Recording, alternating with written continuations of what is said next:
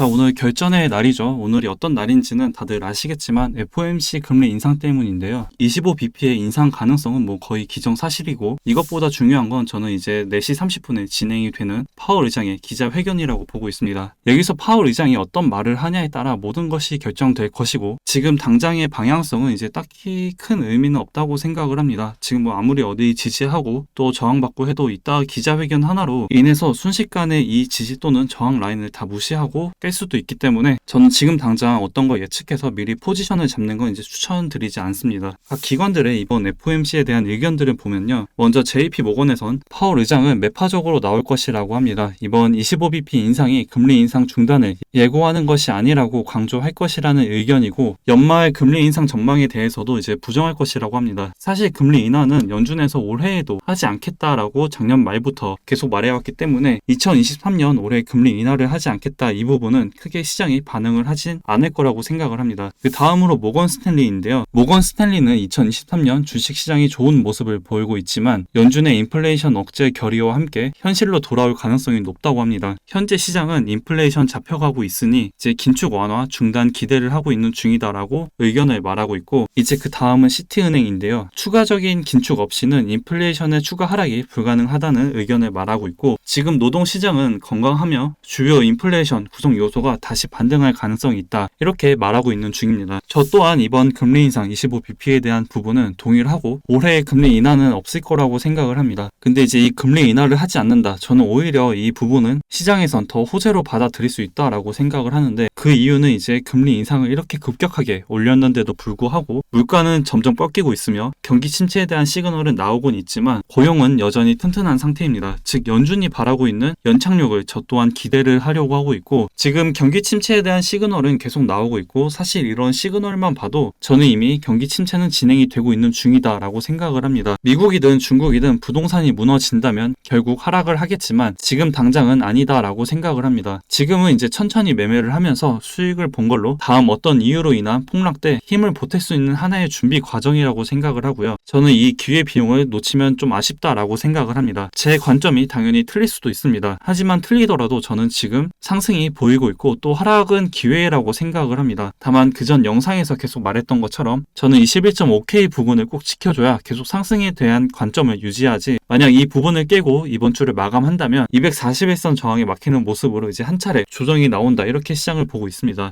이 부분을 이제 참고하시면 될 것 같고요. 우선 나스닥 선물 같은 경우에도 아직까지 굉장히 좋은 흐름을 보여주고 있습니다. 지금 주봉상으로 이 200일선을 다시 뚫고 올라와줬고, 저번 주 캔들의 저가를 깨지 않는 이상 저는 계속 이 탄력을 받아 상승을 기대하고 있습니다. 중요한 건 저번 주 캔들의 저가를 깨지 않는다는 것이고요. S&P 500 차트 또한 마찬가지인데요. 지금 일본 기준으로 241선, 보라색 선이죠. 이 장기 이평선을 한 차례 뚫어줬고, 나스닥 선물과 마찬가지로 바로 전 캔들의 저가를 깨지 않고 무조건 지켜줘야 이 상승의 흐름을 계속 유지할 수 있다라고 생각을 합니다. 그게 아니라면 추세가 꺾인다라고 보고 있고, 이제 비트 일봉상으로는 여전히 좋은 흐름을 보여주고 있는데, 저는 지금 이 22.3K 부분을 계속 지켜준다면 추세가 꺾이지 않고 지금의 매물대를 만들어 더 강한 지지 구간을 만든다, 이렇게 생각을 합니다. 즉 오늘도 저는 이 구간들만 지켜준다면 미친 척하고 상승을 계속 외칠 거고요. 또 하나의 기회가 생기지 않을까라고 생각을 합니다. 오늘 금리 인상 외에도 미국의 부인 이직 보고서 발표와 나스닥 장 마감 이후 메타, 페이스북의 실적 발표가 있기 때문에 끝까지 긴장의 끈을 놓진 마시고, 이제 선물하시는 분들은 이제 상황에 따라 필요한 대응은 꼭 하시길 바랍니다. 이제 여러분들에게 도움이 될 수 있도록 이런 정보들을 제가 운영하는 실시간 정보 텔레그램 방에 계속 공유를 해드리고 있고요. 오늘도 이렇게 제 관점 공유를 해드리고 있으니까 많은 분들에게 도움이 됐으면 좋겠습니다. 고정 댓글에 있는 링크로 바로 입장이 가능하시니까 이젠 입장이라고 보내지 마시고 바로 들어오시면 될 것 같고,